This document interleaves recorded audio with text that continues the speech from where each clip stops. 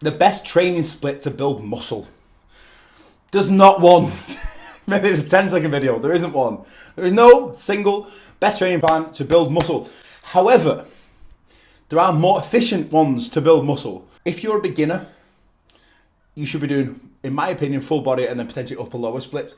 I've even gone back to upper lower splits after taking time off. So it doesn't mean that just because you're more advanced, you have to do this bro split is called chest day, shoulder day.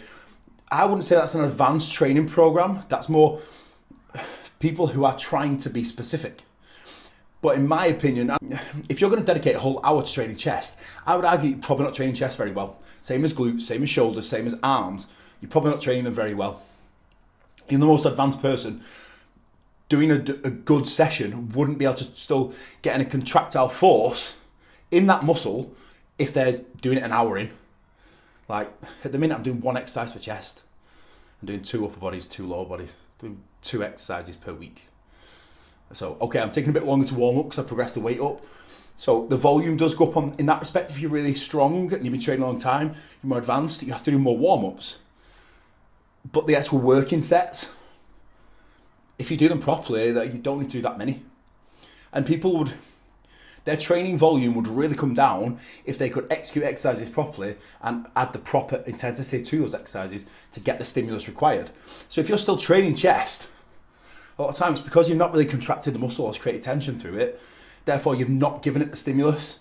So you end up leaving the session knackered because you've just burnt loads of calories for an hour, but your chest hasn't actually done that much. Because if it had, 20 minutes in, you won't be able to do any more because there's no stability left in mind when I've done it. And most people who can really target those muscles, so it's no insult to anyone that's still doing like a bro split, I would just say you need to scale it back. Because why would you go in and use a whole hour just to train chest when you could train chest and shoulders, which would then allow you to do chest and shoulders twice in a week, not just once. So instead of just doing each part once, you're going to do each part twice. In a year then, you've now done 104 sessions instead of 52 on both areas. Theoretically doubling your progress in the same time, just because you've made your training more efficient. So this is why we say, what's the best training plan?